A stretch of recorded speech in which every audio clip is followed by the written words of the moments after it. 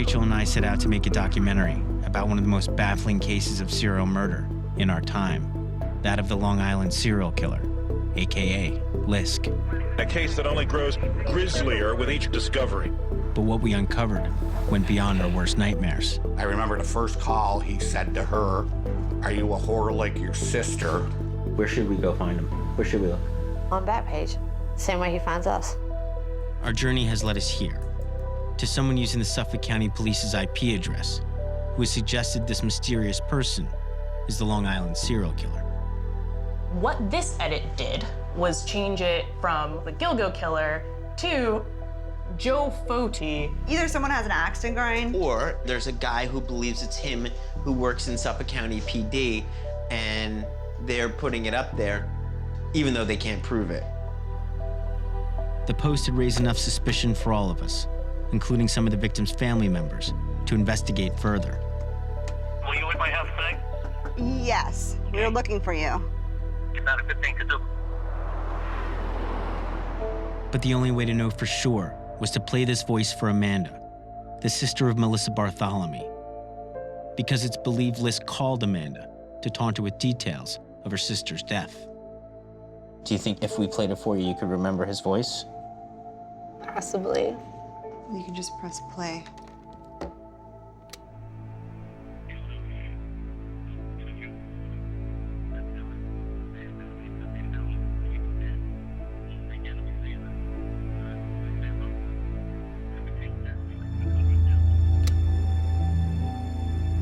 I don't know.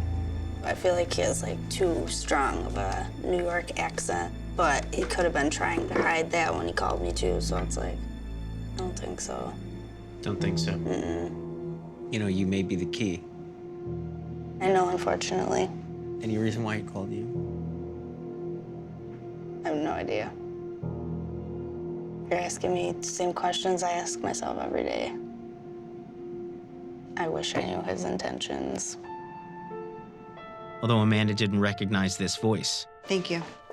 the fact still remains that someone, using Suffolk County Police's IP address, posted this name.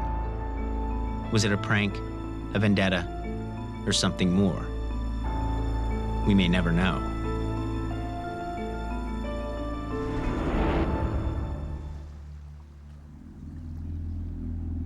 Looking at the Gilgo Beach 4, we know all 4 women were neatly laid out, approximately 500 feet apart. However, there are 6 other victims who are also connected by their disposal along Ocean Parkway. And while most remain unidentified, there was still much to learn from how and why the killer positioned them as he did.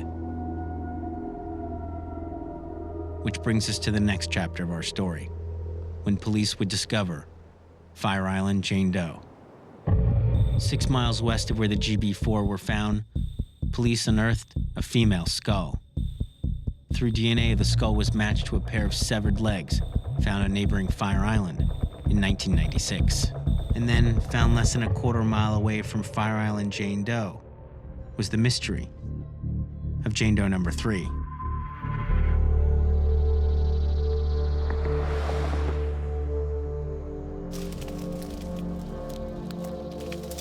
I'm just looking for like some sort of clearing. There's no memorial. Yeah. You know, if she had a family and they knew she was here, they would come out, they'd put a cross. That didn't happen. Yeah. On April 11, 2011, police discovered a dismembered skeleton wearing 2 gold bracelets inside a plastic bag. She's found here 7 miles from all the other bodies. What's interesting is right here is the county line. On this side is Nassau, on this side is Suffolk County. He's basically dismembering bodies and throwing some in Suffolk County and some in Nassau County. Leading to a lot of confusion. He knows what he's doing. The tragedy here is that they were able to make a DNA match from this woman, Jane Doe number 3, to this unidentified child found basically 7 miles away. On the opposite end of this burial ground, police unearthed a female toddler wearing jewelry similar to her mother's. Like, it's not enough for him to kill a child, but to take that child away from his mother He could have had at least the decency to bury them together. Sad. We believe she had to be a sex worker. And then the question came up, how did the toddler get involved? You get called to do a trick and you have no one to watch the baby. It's not unlikely taking the baby with you, or maybe having a significant other come with you to watch the baby while you do the trick, and then go home. With the serial killer, no one's going home. But there were still other theories to consider. Why are you assuming that she was a sex worker? Maybe she's not a sex worker. Maybe it's more of a relationship. Could this be Lisk's own wife, who had uncovered her husband's dark secret, and a child would become a liability? Whatever the truth, it was becoming even harder to imagine what kind of monster we were dealing with. It's July 9th, 6 weeks into Lisk's hunting season. As Rachel and I continue to revisit his dumping grounds, a number of questions keep coming up. Namely, how did this killer leave 10 bodies along this highway without getting caught? You should start slowing down, probably. There's not many roads like this out in this area. There's lights on other parts, but this section has no lights. We're waiting for a car to appear in that rearview mirror, and then we're measuring how long it would take for that car to kind of really get close. I see some. It's starting. Still got a little time. Still got time. Over a minute. Now he's getting close.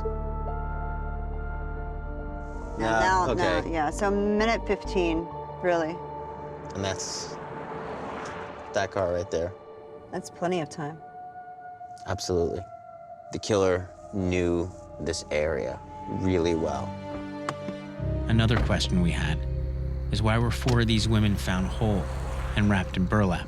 Where is she, Rach? Here. This is where Megan Waterman was found. Gone but not forgotten. Your spirit lives within me. The GB4 are all carefully laid out at the same strip of road. It's right here. They are carefully wrapped into burlap. So this is Marine. And this one was, again, 500 feet from the other one, right? This is a trophy collection. So this is So this is Melissa. Bartholomew. Wow. So this is the cross of Anne Boleyn Costello. This is Kim's sister. That's all that's left. And one last question. Why were some victims like Jane Doe number 3 found dismembered? So, Peter, what do you think? There is a theory that he became comfortable with killing and got too lazy to dismember his victims. This theory is very far-fetched.